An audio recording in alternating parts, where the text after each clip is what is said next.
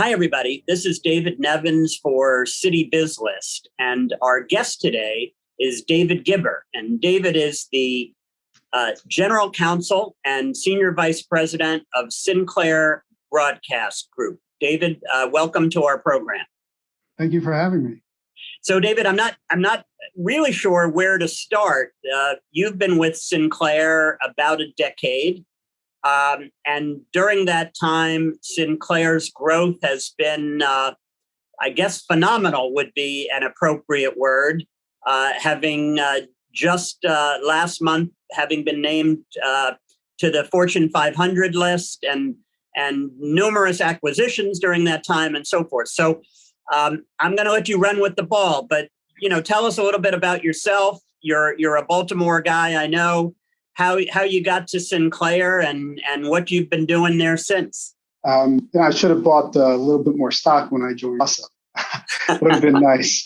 I was working at a law firm doing court work. I did M&A work, IPO work, a lot of IP work as well.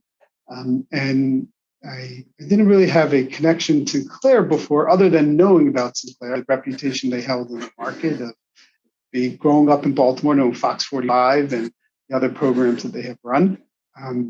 And I saw an opportunity. I came and I met with and I was very impressed with leadership and their vision. At the time, I was very fortunate. This was, I would say, in between growth spurts, right? The company had a growth spurt earlier on, about probably 20 years ago, and it had stalled, maybe because of the recession and pricing and valuation of radio stations and television stations. And I remember as part of my interview, I interviewed with David Smith, who at the time was the CEO chairman, who's still chairman. And one of the questions I asked him, I said, okay, what's your next step? Right, I kind of read up on you, I know what you've done. What's your next step? And he laid out exactly what he was going to do. And we've done, which is he's expanded in television stations, growing his portfolio of television stations, but also getting to digital, getting into other areas as well. David and the company, and through, he believes in being a local company, a local-oriented company. And through the purchases that we've made, we've grown that. We've grown our footprint while we become a more national player. You know about us more than ever before, but our roots are local. And I think that's an important, the ethos that run through the company, which is how do we serve our local communities? Which is interesting when you say, when I got here, I was very excited because I had memorized the 50 television stations. Anybody who works in the television business knows they're all, WBFF and this station and KGAN. And when I got here, I didn't know the station outside of Baltimore. And one night I took home and I said, okay, I got to do it. If I got to be able to the lingo that everybody's who's been here for long knows. And I memorized 56 stations and I had them down pat. I was very excited. I knew what was what. The next day, across my table, desk comes in agreement. Here, you're going to buy 10 more stations. And that just hasn't stopped yet. And kept on trying to memorize those and know which stations and which. It's a little bit tough at the end. There's been a couple of small stations I get confused once in a while. Don't test David. But it's been exciting. It's been an exciting growth period for the company, and again, it boils down to a leadership that is able to stay within themselves, stay true to themselves about what they want to do and how they want to grow, and follow through. I'm most impressed with your ability to have been able to name those 50 stations.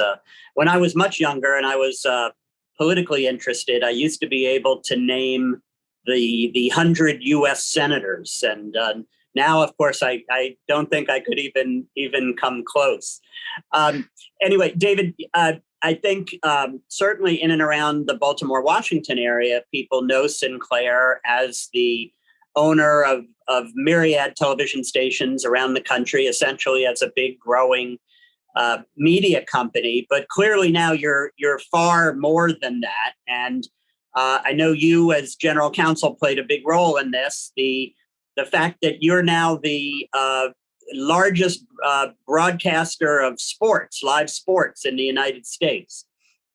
So tell us a little bit about that and how that came to be. Interesting, because when we were looking at a company, and the company is always leadership down, instill in, okay, how to think about our future and how to think about what is best for the company. And again, we have innovation seminars and the like, but the idea is that innovation and ideas just come from the top. But one thing that Chris Ripley, our current CEO, and David Smith are focusing on is where's the value in our broadcast television stations? And obviously, one of the two of the core values that we have are local news and sports. We provide local sports to the community. And you have entertainment programming. And entertainment programming obviously is getting into, it's a lot better business than it was. Right? It used to be there were the broadcast networks, and that's where you got your entertainment. It became a fourth with Fox, and then it continued to grow to the point that now, obviously, digital on streaming and otherwise, the availability of entertainment programming is beyond anyone's imagination. They call it, whether you call it peak TV, whatever you want to call it, the availability for everybody to go find entertainment programming, and sometimes they seem very similar. That entertainment programming is much more challenging, but what is harder to produce and somewhat a niche, if you think about it, is more local news. Local news is something that is, you don't have the bigger companies. It's harder for them to build a local news business on a local by local market. Something where we had a foothold and something that we wanted to keep a foothold in. It's something we thought that was important. In addition to that was also sports and local sports. We always were, as network affiliates, we always provided sports, whether it's NFL, MLB, NBA, NHL. We always had a certain amount of sports on our channels, and we saw the power of sports to connect to local communities, connect to viewers. With the opportunity to purchase, because Disney was purchasing them from Fox, and then the DOJ said it didn't allow them to purchase the RSNs, the regional sports networks, we looked at an opportunity to grow that second pillar for us. So we were already growing our local news pillar to grow our local sports pillar. And by purchasing what was then the Fox Sports networks, allowed us to grow that importance to the community of having local sports. And obviously sports themselves, right, there takes on a lot of variations, but what really rings true, and you see in ratings, when they talk about ratings, sometimes they talk about national ratings. But if you look a little bit deeper at local ratings, local sports, whether baseball, hockey, and basketball, they do create on a local level. We're continuing to see the value. The Yankees recently announced, and obviously we're a partner in Yes as well, Yes Network, how great they did on prime time. And it shows, obviously the Yankees now are certain. It's hard for me as a Baltimore boy sometimes to root for the Yankees, but we root for everybody now. At least you root for people to watch them on TV, not necessarily to win, but to watch. Right. Well, my kids have looked to say that we're fans of the sport.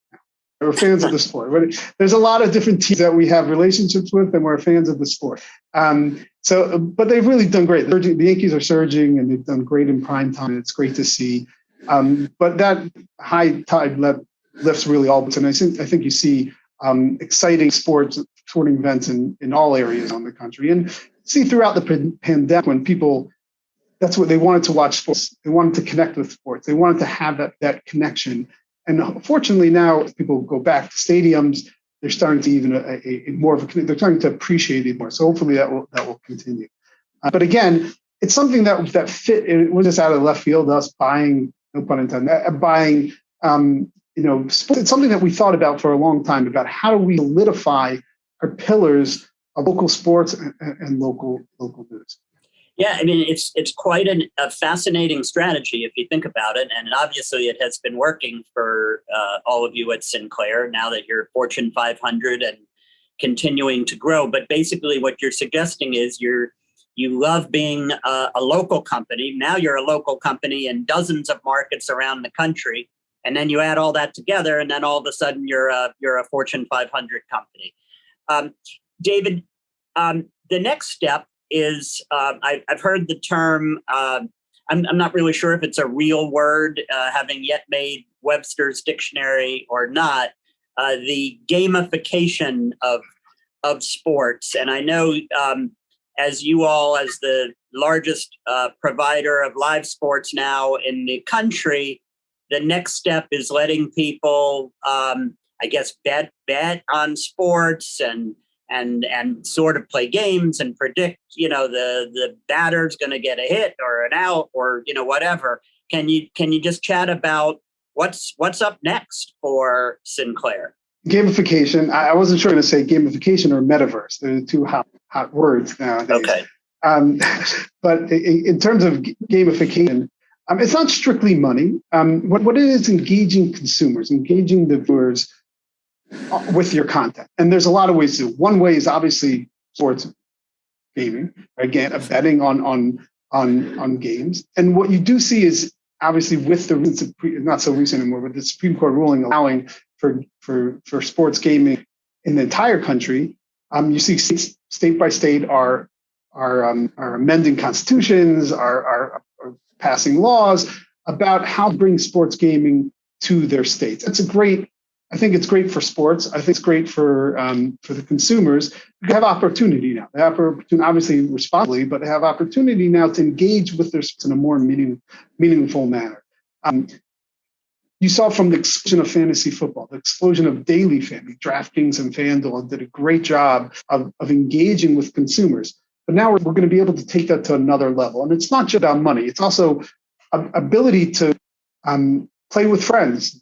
Right? How many times do you sit around, or we used to sit around the bar and talk about watching a game? Okay, what's going to happen next? What pitch is he going to throw? He's going to throw a football. He's going to. Well, now if you could do that and do it on your app, do it on a phone, and across with your social, with friends, it just makes sports more engaging. And frankly, sports used to be, for a lot of people, other than the engagement that you have with friends, which is sort of a lean back experience. I sit back on my couch, something to drink, something to eat, lean back and watch the game, talk with my friends. Now, people are looking to engage with their content and then forward, lean in type of experience. They want to be engaged directly with the content. And you see it on entertainment also. American Idol, right? People vote, be part of the product, be part of the process. It's an engagement. Here, obviously, a person has an ability to say, okay, I think what they're going to do here, I think that they're going to run, right? They're not going to pass, they run. I think they're going to, the play they're going to come, they're going to foul them, or they're going to foul them. Like all the conversations we've had, but now gamifying and the ability to look at it and say, okay, this is how I think, and I'm going to put whether my money where my mouth or just tokens or something that you're not putting money, it makes it more engaging. Obviously, what that does is make our content more valuable, because the more that people engage with the content, the more valuable it is. The more value it is to the ultimate end user, to us, but also it's more valuable to teams, more valuable to leagues, but for us more valuable to our advertisers, more valuable to our partners. And that's something that we're looking to engage as much as possible. And that we recently did a deal. I know we renamed the sports networks from Fox Sports Network to Bally Sport Network. And that was somewhat of thinking of how to do this. Obviously, Bally is a company that recently renamed. They were a different company. They were Twin Rivers, recently renamed to Bally's, on the purpose of solely for the purpose of getting more involved in sports gaming. And their own company, great company to work with. Excited about that partnership. One of the things they bring is an opportunity, and they're also they have a merger that hasn't closed with GameSys, which is a European company that does gamification throughout Europe. Opportunity to the partner that we're familiar with to look at how we're going to gamify sports. Obviously, it's going to be every sport's a little bit different. Hockey's a little different. Basketball's different. Baseball. But again, the opportunity, the goal is to engage with the consumer, engage with the viewers, and to see how far they want to take it. Again, some will want to put money on it. Some won't want to put money. Some will just want to just have tokens or use it to engage with their friends. So there's a lot of opportunity to engage with our consumers and our viewers. Wow, it's exciting times ahead. And David, we only have about a minute left, but let's just pivot for a second. You've been able, obviously, to do all this during a pandemic, which obviously has made your growth, I would imagine, that much more challenging. And I know you're really proud as a company in terms of how you've been able to deal with your employees during this time and your journalists in particular, if I'm not mistaken. Just speak as we close, for a minute about that, because I think it speaks to the company's integrity and sense of ethics and workplace culture. It's interesting because we, actually running the legal department as well as being involved with other initiatives, we've always been an intersection of sports, tech, media. There's always a lot of new issues that come up. Always exciting, from privacy, from the most recent decision related to LOCAT. And there's just a lot that happens that run through both my department, but just generally the pandemic was just another layer of that. It's an unfortunate layer. But we did have to constantly work with our local partners and with our community to figure out how to keep our stations on the air. Our stations were essential. They provide news, particularly in the pandemic, particularly in whether it's a natural disaster or a pandemic. Having local news and trusted local news that can be provided to the community is so important. It's integral.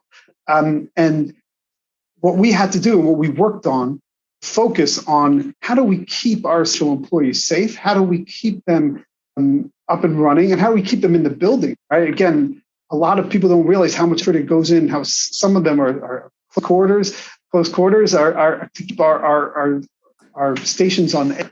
So even first, just procuring masks were difficult, and we worked very hard to make sure that we had the appropriate protection, the appropriate masks and other type of materials we needed to keep people healthy and safe in the building. In addition to that, unfortunately, what has happened is there's been a little bit of we've seen a rise in violence towards journalists that are unfortunate.